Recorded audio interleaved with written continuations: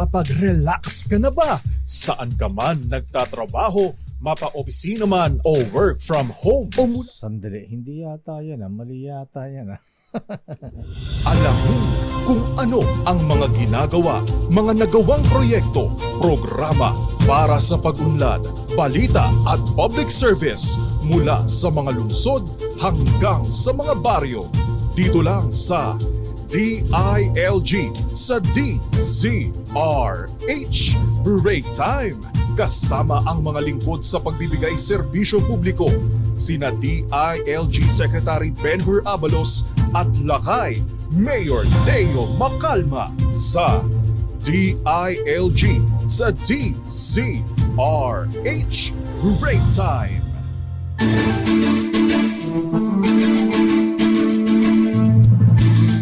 Isang makulimlim na hapon, Luzon, Visayas at Mindanao. Ngayon po ay Miyerkules, Mayo 8. At welcome po sa DILG sa DZRH Break Time. Ito ay yung lingkod, Deo Macalma. At maliban sa atin ay kasama natin sa ating programa ang pangalawang kalihim ng Department of Interior and Local Government. DILG si Undersecretary Odilon Pasaraba. Isang makulimlim na hapon, Apo Yusek Odi Pasaraba. Wow, iba na ngayon ang ating pagbati, makulimlim. Hindi na mainit. Hindi na mainit, mukhang nagbabago na parating na ang bagyo. Ha? So magandang hapon pa din, Lakay. Of siyempre. course, magandang hapon Pilipinas at sa lahat ng mga nakikinig, patuloy na sumusuporta sa pamamagitan ng panonood on air at online sa ating programa, Lakay. Ang DILG po ay inyong makakasama live dito sa DZRH Break Time upang mas mailapit po namin ang aming ahensya sa publiko pagdating sa pagbibigay ng serbisyo. At dahil ang DILG po ay matino, mahusay at maasahan na ng paglingkuran at pangalagaan ng ating mga mamamayan, magandang hapon on behalf of Secretary Benhur Abalos. Sa lahat. Magandang hapon ni Yusek at siyempre bilang bahagi ng mas pinalawak na paghatid ng mga balita at serbisyo, ang DZRH po ay live ninyong mapapanood sa DZRH News sa Facebook page. Siyempre sa ating DZRH News Television sa YouTube. Sa ating website dzrhnews.com.ph at sa cable channels nationwide. At para naman sa inyong mga katanungan, mga nais idulog sa ating ahensya o suwestyon through our DILG Connect, tayo po ay naka-live at mapapanood sa DILG Philippines official Facebook page. At siyempre, Yusek, bago sa ating mga bisita at mga talakayan, alamin mo natin ang mga latest happenings at aksyon sa DILG. Tama, Lakay Deo, sa ating DILG Balita at Aksyon, ating tatalakayin ang mga latest news at happenings sa ating ahensya. At diretsahan na tayo. Narito ating mga balita at aksyon. Malaya na sa impluensya ng mga rebeldeng grupo ang lahat ng mga barangay sa Northern Samar. Talaga. Ito ang inanunsyo ni DILG Secretary Benhur Abalos sa kanyang pagbisita sa Katarman, Northern Samar upang pangunahan ang pamagi ng 160,000 pesos na halaga ng livelihood at financial assistance sa 16 na dating mga rebelde. Ito ay nakatanggap ng tig 15,000 pesos, agarang tulong at 50,000 na tulong pangkabuhayan at yung tinatawag na firearm remuneration. Nagkaroon din ng pagpupulong kasama ng DILG, ang Joint Regional Task Force and Region Task Force 8, LCAC at iba pa opisyalis ng Northern Samar, kung saan napag-usapan ang accomplishment at development priorities ng nasabing task force. Lakay Deo, ang inulat ng ating mahal na sekretary ay ang Northern Samar ay wala ng active Oh. guerrilla fronts. Talaga? No? Rebel-free Yes. na ang Northern Samar? Siya kasi ang chair ng ating CORDS doon. CORDS Mm. is Cabinet Officers Regional Development Council Cluster, something like that. Mm. Oo. Kaya siyang chairman. Aba. Kaya naman, syempre kailangang Mhm. visible, kailangan Aha. nararamdaman ang kanyang liderato Mhm. sa Rion 8. Sumuko sa Calbayog City Police ang tinaguriang most wanted sa Samar na si Jimmy Managaysay Elbano, also known as Bruno. Ayon kay DIL Secretary Benhar Abalos, si Elbano ay may kasong 6 na counts ng murder, 4 na counts ng frustrated murder, 2 counts ng robbery with homicide at direct assault with multiple attempted murder. Si Elbano ay sumuko sa mga otoridad matapos ang walang humpay na pagtugis sa kanya ng mga pulis at sundalo mula pa noong 2023. Paano yung mga kaso niya, Yusek? Di bale wala na yun. Exonerated na ba siya? Ay, hindi, kailangan Harapin pa rin. harapin, oo, at Kahit kailangan siya ay nagbalik loob na sa pamahalaan? Hindi ba Tama. kasama sa pag-surrender nila? Hindi ho, hindi. Mm. Pagpabalik loob ay hindi ibig sabihin na wala na siyang kaso. Kailangang harapin niya ang kanyang mga kaso, Lakay Deo. Okay. Sa iba pang mga balita, nagipagpulong naman si Secretary Benhar Abalos sa mga local chief executives sa LCES ng Isabela, kung saan pinag-usapan ang mga programa ng DILG. Kabilang na rito ang buhay ay ingatan, droga ay ayawan o bida, support and assistance sa fund to participatory budgeting, kalinisan sa bagong Pilipinas, hapag at ang kadiwa ng Pangulo. Pinuri naman ng kalihim ang probinsya ng Isabela at mga nasasakupang LGUs sa pagiging awardee sa Seal of Good Local Governance, SGLG, ng DILG taon-taon na patunay na maayos at mabuting pamahala ng lokal na pamahalaan. Salamat Sa inyo yan, Lakay sa Deo. Isabela. Oo, Lakay Deo, Mm. salamat naman sa mainit na pagtanggap ng mga Isabelinos sa ating kalihim Secretary Benhar Abalos. Nakipiesta tayo doon. Oh.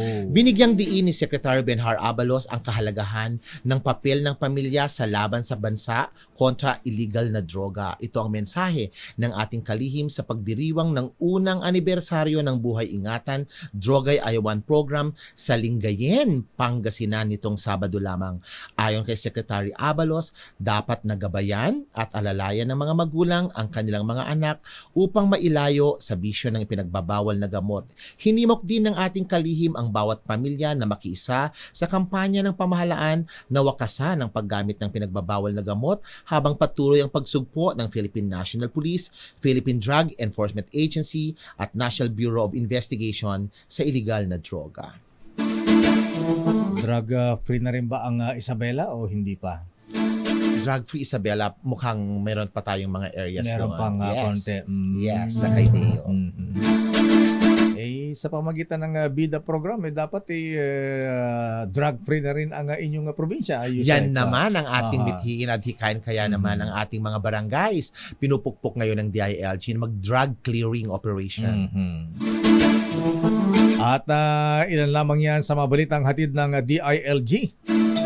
At sa ating pagbabalik kay Yusek ay ating pag-usapan na ang maaksyon ng ating mga lokal na pamahalaan upang siguruhin ang kaligtasan ng ating mga kababayan sa mga iba't ibang mga sakuna. Umaayon ang panahon sa ating Mhm. topic ngayon, Lakay Deo. Kaya Ganon pala ba? makulimlim. Ayan, buti naman kailangan natin ng ulan, lalo't natutuyo na ang mga taltalon tayo DJ probinsya. Supay Madida makapagtaran na po ta agringat dagiti taltalon tayo. Dagiti amin nga Ilocano, apo, Diyos ko, manalangin tayo, Aha. agdasal tayo, tapno adati tudu. Yes. Lalo sa Ilocos Yusek, pagka walang ulan, hindi na pwedeng magtanim. Oo, ganun Totoo yun. yun. Wala kami masyadong maayos na irigasyon. Maging sa lambak ng Cagayan, mga areas na ganun rain-fed. din. Oo, Mm. nagadu. Malawak na Mm. lupain ang Mm. rain-fed pa rin sa lambak ng Cagayan. At yan po ang ilan lamang sa ating mapag-usapan sa ating pagbabalik dito sa ating palatuntunang DILG sa DZRH Break Time. Pinakahuling mga balita, kaganapan, DILG, balita at aksyon. In this new age of good governance, the SGLG remains steadfast in its mandate of advancing the matapat at mahusay brand of local governance. Strong, unwavering, resilient, LGUs that successfully pass the seal shall receive the SGLG Incentive Fund to help finance their development projects in their locales. On and on, the SGLG inspires each and every LGU to take on the challenge of the ever-evolving landscape of public service. On and on, the SGLG inspires each and every LGU to be effective partners in this transformation journey towards inclusive and resilient prosperity. Ipagpatuloy natin ang tapat at mahusay na pamahalaang lokal para sa pagbabago at patuloy na pag-unlad. One nation, one vision, one seed. The seed of good local governance. At serbisyo publiko, mga sumbong at suwisyon mapapanood at mapapakinggan sa DILG sa DCRH Break Time. Tuwing Miyerkules, alas 4 ng hapon, kasama ang mga tagapagbigay serbisyo publiko, Lakay Deo Macalma at DILG Secretary Ben-Hur Abalos. DILG sa DCRH Break Time. Pinakahuling mga balita, kaganapan, DILG, balita at aksyon. Nagbabalik po ang DILG sa DZRH sa Break Time. At ngayong Miyerkules sa USEC ay pag-usapan nga natin ang mga programa ng ating mga LGUs. Kaugnay nitong, malapit na ang sabi ng pag-asa, ngayong patapos na ang tag-araw, tag-ulan, tag-bagyo naman. Kaya pag-usapan natin ang issue sa disaster risk reduction and management efforts at pagtugon ng mga LGU sa pamantayan ng Operation Listo. Ayan. Ano nga ba itong Operation Listo, USEC? Bawal matulog sa pansitan. Tama ka, Lakay Deo. Mapabagyo man or mapa-El Nino, mapalaninya man or anumang sakuna, dapat listo ang ating mga lokal na pamahalaan. Kaya naman sa lahat ng mga nakikinig at nanonood ng ating mga lokal na pamahalaan, kayo ang bida sa ngalan ng DILG. Ang Operation Listo, Lakay Deo, ay programa at inisyatibo ng ating DILG katuwang ang Local Government Academy upang mas maigtingin ang tamang paghahanda at tamang aksyon ng mga lokal na pamahalaan sa mga paparating na mga sakuna tulad ng bagyo, lindol, landslide, flash flood, El Nino at kanina lamang Lakay. May phreatic emission, tama ba yun? Or totoong news ba yun kanina sa Tagaytay? Oo. Yan, oo. Nag-alburuto naman yata ang Taal. Okay, oo. Pero we need to validate that, Ang programang ito ay parte ng mandato ng ating mga lokal na pamahalaan na nakatala sa Republic Act Number 10121 o ang Philippine Disaster Risk Reduction and Management Act of 2010 upang masiguro ang kaligtasan at kakayahang makabangon muli saan mang sakuna ang ating mga komunidad sa ating bansa. Sa pakipagtulungan ng iba't ibang ahensya ng gobyerno, Lakay Deo, tulad ng National Disaster Risk Reduction and Management Council or NDRRMC at iba pang ahensya, nabuo ang Operation Listo Disaster Preparedness Manual na yan naman ang ginagamit ngayon ng ating mga lokal na pamahalaan na nagsisilbing gabay sa ating mga LGU sa paghahanda sa mga sakuna. Kaya naman, ating kumustahin ang ating mga lokal na pamahalaan sa kanilang mga disaster preparedness program at ating makakasama sa hapong ito, Lakay Deo, isang taga-Norte, Mayor Romeo K. Salda ng La Trinidad Benguet at of course, Mayor Francisco Aurelio Rosales III ng Catarman, Northern Samar. Magandang hapon po sa inyo, Mayor Salda and Mayor Rosales, pero uunahin yata natin si Mayor Francisco Aurelio Rosales III ng Catarman, Northern Samar. Take it away, Lakay Deo. Magandang hapon, Mayor Francisco Rosales. Mayor, magandang hapon. Magandang hapon din po, Sir Deo Macalma and Yusek Odilon. Batang-bata pala itong si Mayor Rosales eh. Parang teenager lang ito eh, ha? Ilan taon na ba Mayor? Ilan taon ka na, Mayor?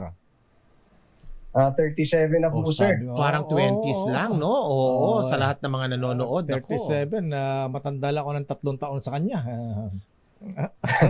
Lakay Deo, may tama ka. Yan. May tama saan?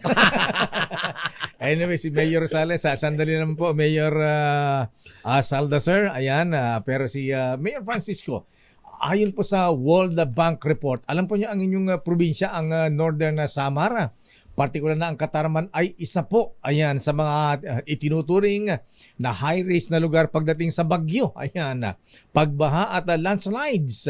At ngayon po malapit na rin ang La Nina season.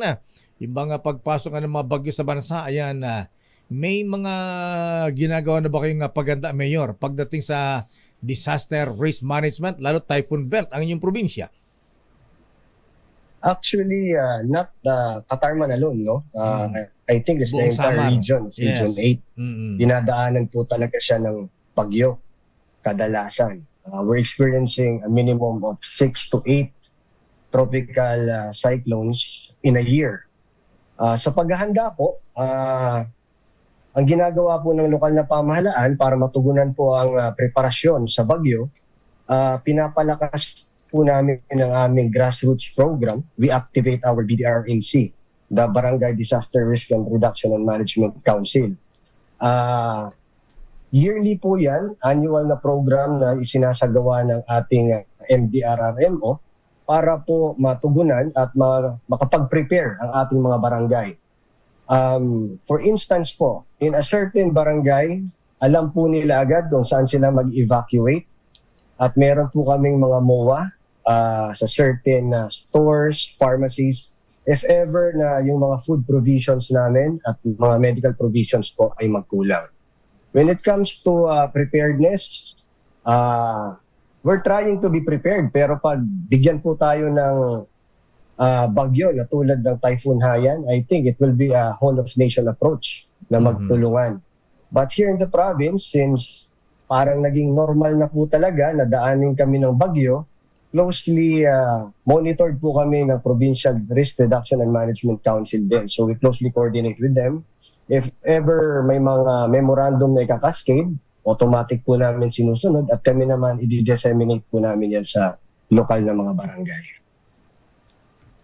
Lakay Deo. Siya po, kay Mayor ay isa po sa pinarangalan ng Gawad Kalasag Awards ng Beyond Compliance sa Katarman, ayan, nung nakalipas na taon. Nakatulong ba ang Operation Listo Disaster Preparedness Manual sa risk management and Actually, assessment yes, ng inyong sir. lokal na pamahalaan? Yes po, Sir Deo and Sir Yusek. Yung Operation Listo program po, no, siya na po yung guidebook mo para makakuha ka ng Gawad Kalasag. Andun na po lahat. 3 yan eh. Merong disaster preparedness manuals for mayors at meron din po para sa MDRRMO. So pag sinunod niyo po yung lahat, it comes to plantilla positions, reactivation of your local disaster risk reduction and management council, mga initiatives through ordinances and resolutions, makukonsider na po yan as MOVs, means of verification ng ating DILG at ng OCD. So, hindi ko po makita kung paano ka hindi papasa. Not unless yung fund utilization mo ay mahirapan kang gamitin, pero since Northern Samar is prone to typhoon, tropical cyclones, mabilis po namin nagagamit talaga siya. So, laking tulong po yan. Imagine nyo po, before a hazard strikes, automatic po magpapatawag po si local chief executive ng PIDRA, Pre-Disaster Risk Assessment. Ang ginawa po dito ni Katarman, Pre-Disaster Risk Assessment Plus na po, Plus Listo. Kasi sa PIDRA, ang core team lang po na nandun is BFP, PNP, and the local chief executive and MDRRMO. To better prepare po for the disaster or the hazard coming, ginawa po namin, sinama na po namin agad yung MSWDO, which is our camp management team or camp management head, Kasama na rin po yung RHU para sa medical services, pag-provision ng ating mga gamot. Laking tulong po siya. Susundan nyo na lang po yung mga guide na nandun. And I think hindi po mahihirapan si local chief executive na makakuha ng fully compliant at the minimum. Lakay Deo, yes. Mhm. Oo. Habang pinapakinggan natin si Mayor, no, masasabi natin na ang lokal ng pamahalaan ng Katarman ay handa, Mhm. no? Handa rin ba ang ating mga pamilya, no, mga constituents diyan sa Katarman, Mayor? Mhm. Kasama po yan sa programa po ng MDRRMO natin, no, ng lokal na pamahalaan. On a yearly basis, meron kaming mga drills na ginagawa, not limited to typhoon evacuation. Gumagawa din po kami ng training for fire, earthquake drills. We involve the community, ang ating po mga paaralan, mga colleges. Dinadalaw po namin yan kasama ang aming MDRRMO. Tinuturuan sila kung ano yung mga dapat gawin just in case na dumating yung mga ganitong mga sakuna. So, kailangan talagang preemptive yung approach natin at proactive tayo sa mga ginagawa natin. And most of the time, dapat maging innovative ka, especially Katarman is very prone to, our province is very prone to typhoon and such hazards po. Ang top 3 hazards po namin dito ay landslide, typhoon or tropical cyclone, and flooding. So kailangan po talaga. Automatic po talaga dapat na yung community aware na kung saan sila mag-evacuate. Meron po kaming mga in place na mga measures like mga BOCA na pag ito na yung level ng tubig ay magsimula na po tayo mag-evacuate. Gagawin po yan ni BFP, katulong si PNP at si MDRRM. Lakay So, Deo, ganun po talaga. nakakatuwa Kasi si wala po Mayor, kaming no? choice eh. Kailangan po natin mag-adapt sa panahon. Nakakatuwa, nakaka-happy naman si Mayor, no? Mm. At age 20 plus, no, Mayor, 37. batang-bata. 37. Pero batang-bata, pero Mm. yung kanyang commitment naman, level of commitment Mm. in terms of disaster preparedness ang taas. Aha. Parang alam mo yun, parang Siguro dating Boy Scout ito laging handa. Itong si Oo. Mayor. At talagang alam ang sinasabi, yung nitty-gritty ng operation listo, talagang alam niya. At ito, no, Mhm. mula sa institusyon, sa Katarman mismo, bumaba siya sa mga pamilya, Mhm. mga estudyante, at mga miyembro ng ating barangays. Correct. Kaya masasabi natin na hindi lang ang institusyon, lokal na pamahalan ang handa, Mhm. ang disaster prepared, pero magiging ang ating mga pamilya na taga-Katarman. So nakakatuwa lang kay Dino. Mayor Francisco Rosales III. Ayan, dahil sabi po ng Pag-asa, baka may dalawang bagyong pumasok ngayong buwan ng Mayo. Ready na po ba kayo at in case of emergency? At meron ba kayong mensahe, paalala sa ating mga kababayan?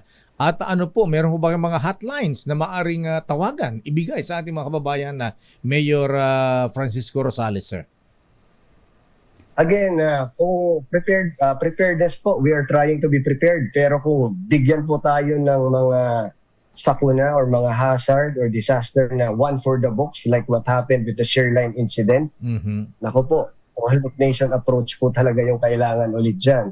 You need to coordinate with the regional government, the national government para magtulungan po tayo. May paalam namin yung mga kailangan namin. And para po sa mga kababayan ko po, ang minsan na pinakamahirap po talaga ay yung pag-evacuate. Pag nagsabi na po yung lokal na pamahalaan na mag-evacuate na po, please po, makipag-coordinate at makipag-cooperate po sa ating mga local authorities para di na po tayo mahirapan. Sayang po ang buhay, isa lang po yan. Sa aming hotline number naman po, sa MDRRMO number po namin is 0949-151-3810 po. Ayun, maraming salamat Mayor. At bagamat ready kayo, sana naman ay huwag nang bumagyo ng malakas. Huwag Sana nga po, sana nga po. Lakay Deo, tanungin rin natin, kumusta naman panahon ngayon sa Katarman, Mayor? Kasi dito sa Manila, makulimlim. Dito po, sobrang init po. Mainit 43 pa po rin. yung heat index namin ngayon. Wow, Wow. 43. Ayan. Kumusta naman ang supply ng tubig? Maayos pa rin naman. Okay naman po. Sa ngayon, okay pa naman. Huwag nang magtagal na sobrang init. Baka masira po ang ating pang-agrikultura ng mga programa. Ay, oo. Okay. Maraming salamat Mayor Francisco Aurelio Rosales III ng Katarman Northern Samar. Thank you very much, Mayor. Lakay Deo. Thank you po. Thank you po sa lahat ng nakikinig. Thank you po, Yusek. Thank you, Sir Deo po. Okay, thank you, Mayor. Lakay Deo, dadako naman tayo ngayon sa ating Mayor Romeo K. Salda ng La Trinidad, Benguet. Magandang hapon, Mayor. Naimbagan ba lang, Apo Mayor? Apo Mayor Romeo Salda. Magandang hapon, Dio, at saka Yusik. Ilocano ka, Apo Mayor? Yes, magandang hapon po. Magandang hapon po. Magandang hapon po. Ayan. Nako, alam mo naman ang La Trinidad Benguet, Yusek. Ito ang tawag doon, vegetable basket of the Philippines. Ayan. Kumusta po ang inyong bayan sa La Trinidad, Mayor? Halos sa taunang pero congratulations muna dahil halos sa taon-taon nakatanggap po kayo ng Gawad Kalasag Awards ng Office of Civil Defense. Ano po ang mga disaster risk management best practices ang tinutukan ng LGU ng La Trinidad sa lalo sa mga hazard-prone areas sa inyong probinsya sa Benguet, Mayor, dulot ng mga pagbaha, landslides, o nga pala may mga landslides din dyan. yeah. At ngayong tag-araw, ayan, tag-tuyot, El Nino, apektado ba ang ating mga produkto dyan sa La Trinidad, Mayor Salda, sir? Opo, Dio at saka Yusik Odilo, magandang hapon sa ating lahat at saka yung nakikinig dito sa programa niyo. Maraming salamat po sa invitation niyo. We would like to thank the Municipal Council at saka yung MDRR namin na active naman yung mga lahat ng MDRR Council namin. We have 25 members of the council and we have 28 operation at saka may 16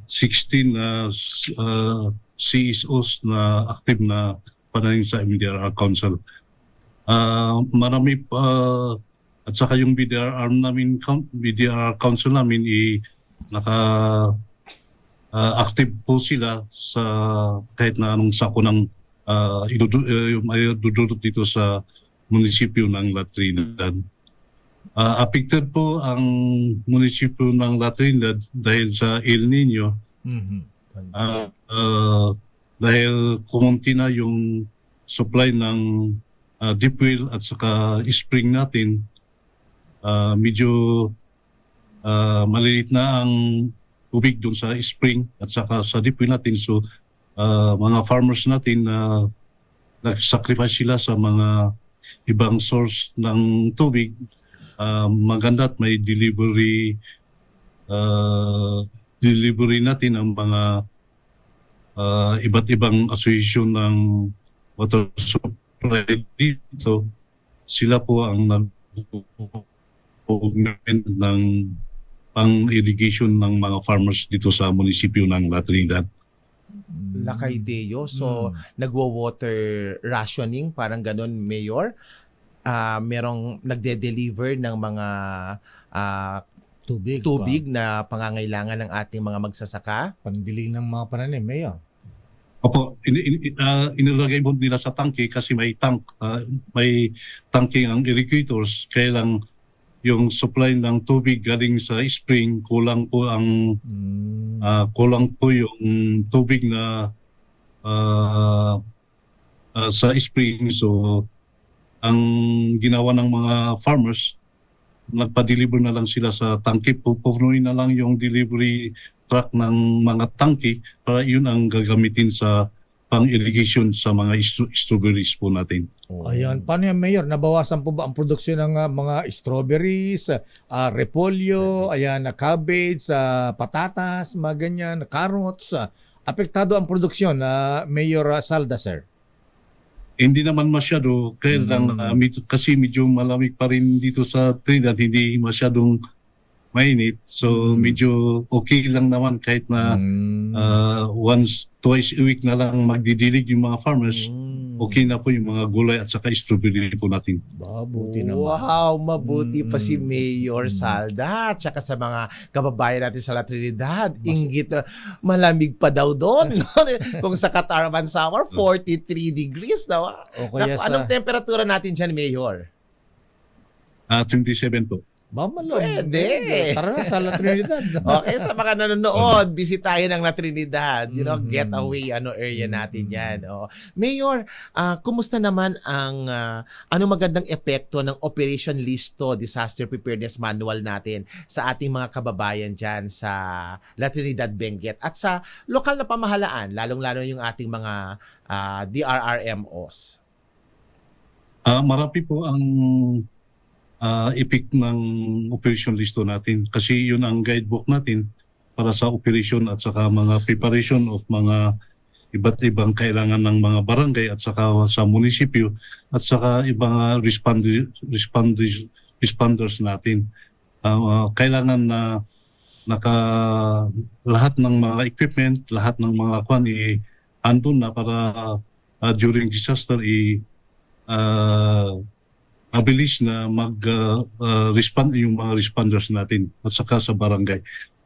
May coordination ang barangay at saka MDRR natin. So lahat ng kailangan ng barangay, itatawag na lang sa munisipyo, pupunta yung barangay. At saka every typhoon, lahat ng barangay, i-activate namin, signal number 2, activated na ang lahat ng responders natin at saka mga ibang volunteers natin para nakakuha na sa iba't ibang barangay, naka-standby na yung mga barangay disaster responders at saka sa munisipyo, mayroong ding 14 per team na responders 14. dito sa municipal gym natin.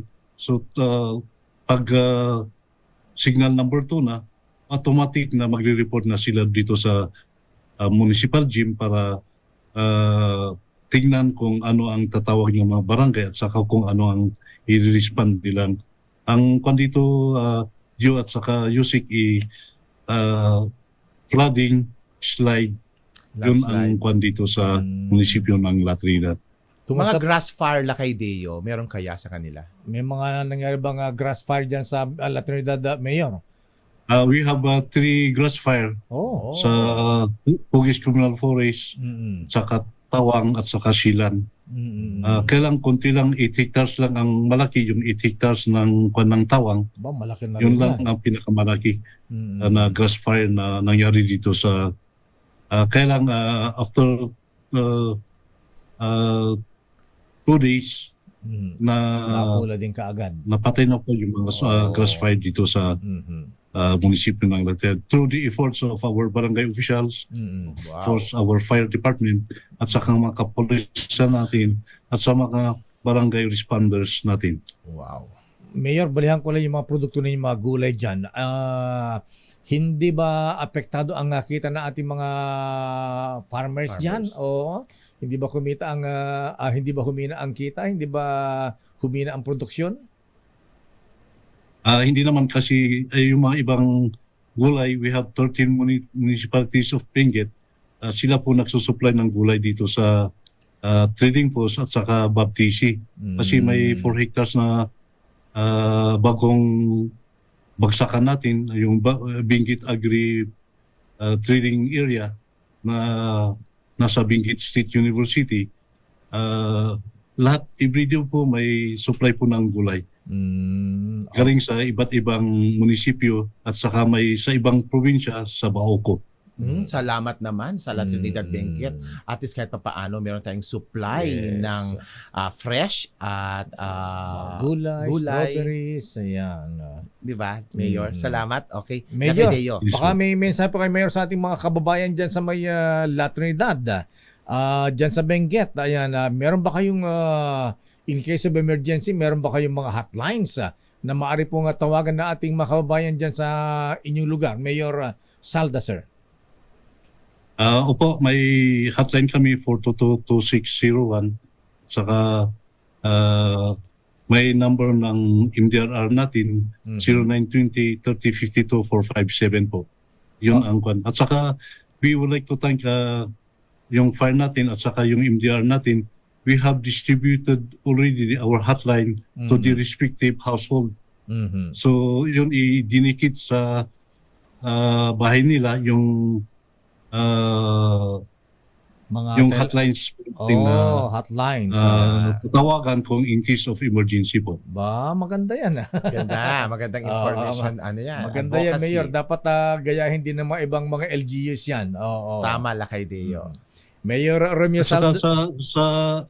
sa kwan din namin ng kwan, we have a form dito na family emergency preparedness guide, Latrinidad. Yun ang i-distribute po namin ng mga fire department natin, nag-house to house sila po nag-distribute dito. Oh. So we have already data kung ano ang kailangan ng mga stakeholders ng munisipyo ng Latrinidad. Ayan, maganda yan, Mayor. Maraming salamat, Mayor. At congratulations. Kayo pala ay madalas sa tumanggap ng award sa DILG. Ayan. At saka sa OCD. OCD. Kaya naman, Lakay Deo. Maraming salamat po, Mayor Romeo K. Salda, sir. And ng La Trinidad Benguet. And of course, Mayor Francisco Aurelio Rosales III ng Katarman, Northern Samar. Mabuhay po kayo, Mayor.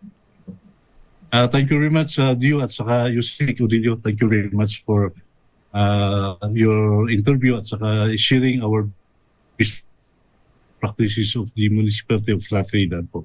Regards po dyan. Ayan, maraming salamat, Mayor. At kami ni Yusek, papasyal dyan na mag-ano kami, strawberry picking. At 27. Ah, At 27. So, Ayan. daan kayo sa munisipyo before i-approach yung strawberry farm, munisipyo muna. Ayan. Sure, Mayor. Mayor Salda, sir, maraming salamat. Just like Nina Apo, thank you and good afternoon. Good afternoon po, Dio, at saka Yusik Udilio. Maraming salamat, sir. Mayor Romeo Salda ng La Trinidad Benguet. At sa ating pagbabalik Yusek, ayan, dito naman tayo sa ating DILG Connect. Ay ating bigyan pansin ang katanungan ng ating mga kababayan sa DILG. Tama ka, Lakay. Narito ang ilang katanungan ng ating mga kababayan na idinulog sa ating ahensya, of course sa DILG, na Pero, ating namang bibigyan Yusek, ng kaukulang solusyon at action mamaya. bago nating pag-usapan yan, abay, sabi ng ating technician, abay, meron na tayong mga mahalagang paalala muna. Pinakahuling mga balita, kaganapan, DILG, balita at aksyon. The Seal of Good Local Governance for Barangay is more than just an award. It's a commitment to excellence, a journey towards efficient, equitable, and quality public services. This performance assessment and recognition system is designed to highlight the remarkable efforts of barangays across 6 governance areas. At its core, the SGLGB puts primacy to integrity and good performance as pillars of meaningful local autonomy and development. In line with the Bagong Pilipinas call for transformation, the SGLGB aligns with a vision of a responsive, visionary, and accountable government. In 2023, the DILG implemented the SGLGB to 42,041 barangays nationwide to profile and assess the performance of barangays for the year 2022. Out of the said number, 39,623 barangays were assessed to determine baseline information on various indicators, identify performance gaps, and recognize good performance. The SGLGB is not just an award, it's a celebration of commitment and the relentless pursuit of excellence. Let us continue to work hand in hand towards building prosperous, inclusive, and resilient communities. John, mapapanood at mapapakinggan sa DILG sa DCRH Break Time tuwing Miyerkules alas 4 ng hapon kasama ang mga tagapagbigay serbisyo publiko Lakay Deo Macalma at DILG Secretary Ben-Hur Abalos. DILG sa DCRH Break Time. Pinakahuling mga balita, kaganapan, DILG, balita at aksyon. Balik tayo, Yusek, sa ating DCRH break time sa DILG sa DCRH sa break time at dito sa DILG Connect. Ayan. Ano ba ang tutugunan natin na katanungan ng ilan nating mga kababayan? Ito Yusek. Ito may dumulog po sa atin sa DILG mula sa isang residente sa Zone 7, Tondo, Manila. Ang kanyang reklamo ay, naku, yung pagpapatugtog daw ng malakas sa kanilang barangay tuwing may Zumba session ng Sabado, ayan, at Linggo na nagsisimula na alas 5 ng madaling araw ng umaga. Kaaga naman kasi, ha? Na siyang oras at araw ng pahinga ng mga manggagawa at estudyante sa kanilang lugar. Marami na rin na residente ang nagagampala daw, Yusek, sa malakas na pagpapatugtog ng Zumba session. Ang tanong po, ano raw po ang maaring maging aksyon dito ng barangay upang ang mga residente ay makapagpahinga naman ng maayos at mapayapa, hindi nabubulabog ang kanilang pagtulog, Yusek.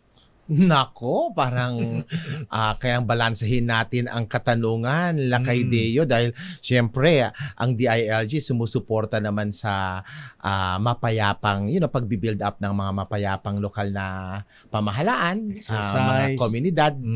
Napakahalaga nun. Peace, order, public safety and security. And siyempre ang Zumba din.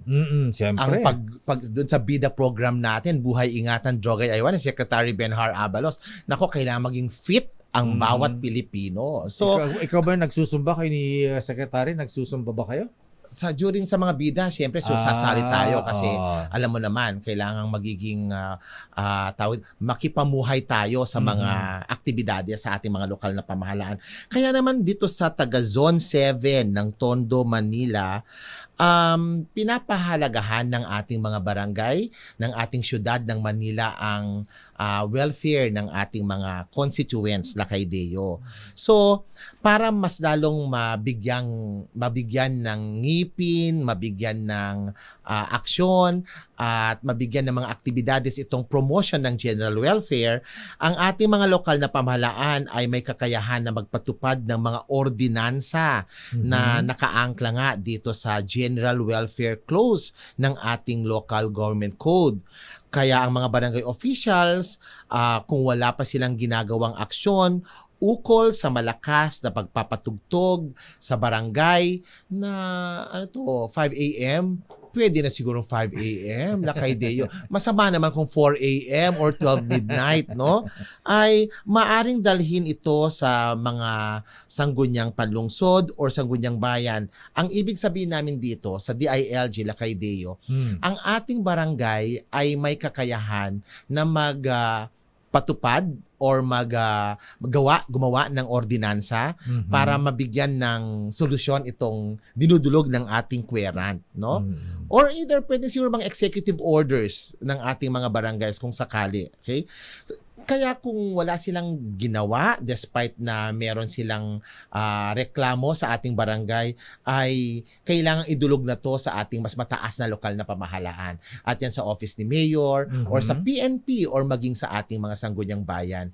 Pero kailangan dalhin nila ang reklamo dahil kailangan ng ebidensya, Lakay Deo. Di ba pwede kay barangay kapitan o barangay kapitan? Grabe naman ito, nakakabulahaw na ito. Ayan, wala bang kapangyarihan si barangay chairman na wag masyadong malakas o kaya ay wag naman masyadong maaga, mga gawin yung instead na 5 o'clock, alas 6 o kaya alas 7 na umaga. Dapat si punong barangay, siya ang ating padre de pamilya sa barangay, so dapat idulog natin muna sa ating punong barangay, or maging meron silang mga purok leaders or mga barangay council na naka-assign per zone yan per purok, ganyan, di ba? So idulog natin sa kanila at mag-follow up kung sakaling kailangan mag-follow up, i-follow up natin bago tayo magreklamo sa kataas-taasang lokal na pamahalaan. Meron daw batas dyan, Yusek, attorney, yung meddling with or disturbing the private life of family relations of another. Ayan. Ito ba? Sako ba yan? Ito ba yung pwede bang i-apply itong batas na ito sa ganitong nakakaabala ng pagtulog ng ating mga kababayan o pagpapahinga? Nako, maaari no under Republic Act number 386 or Article 6, Article 26 na sinasabi nga na bawal daw, pinagbabawal tong meddling with or disturbing the private life or even family relations of another. So, alam mo naman, ang pagpapahinga ay isang karapatan ng ating mga mamamayan. Pero balansehin nga natin, Lakay Deo, dahil ang pagzuzumba din, lalo na pag nasa community parks ito, ay inaalaw din natin, di ba? Kasi isa namang maayos at mabuting gampanin ng ating mga constituents because it's also building relationship. And also, physical fitness is a way of life. Lakay Deo, alam mong DILG, nagpanukala noon, naglabas tayo ng mga memorandum circular patungkol sa ating mga kababayan sa mga komunidad na pinagbabawal nga itong mga videoke. Ayan, yung mga videoke na mga sintonado pa. Yeah. Ayan, pagkatapos wala na sa tono, alalakas. At nagpapatugtog madaling ng araw na. Yan, ang malakas pag madaling araw. Pero kaya itong Zumba, tama ka Lakay Deo, siguro pag-usapan to sa ating barangay level, pumunta kay punong barangay para maiayos. So, dahil simpleng ano lang naman to, pagbabalanse ng interest ng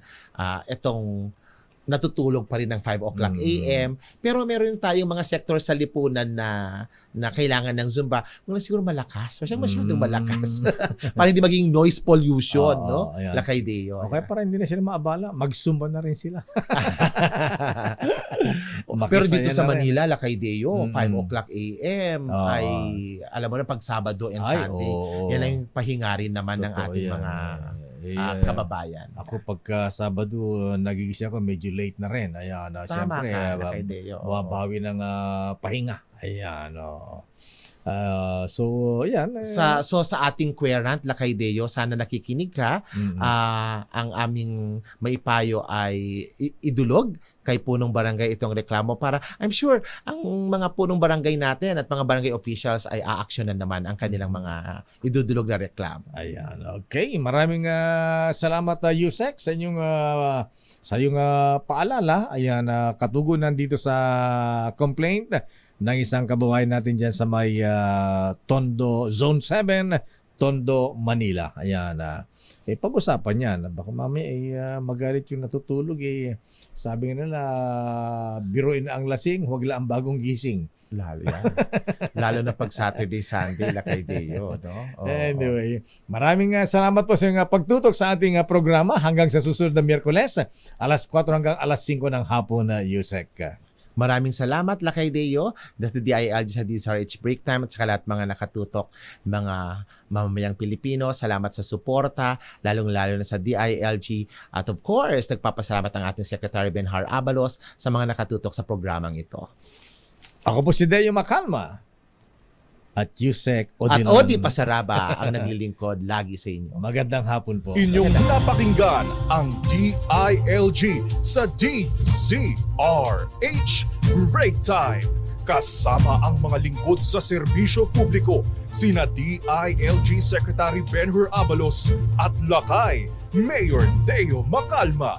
Hanggang sa susunod na Miyerkules, tumutok, makinig, alamin ang mga ginagawa, mga nagawang proyekto, programa para sa pag-unlad, balita at public service mula sa mga lungsod hanggang sa kasulok-sulukan ng mga barangay.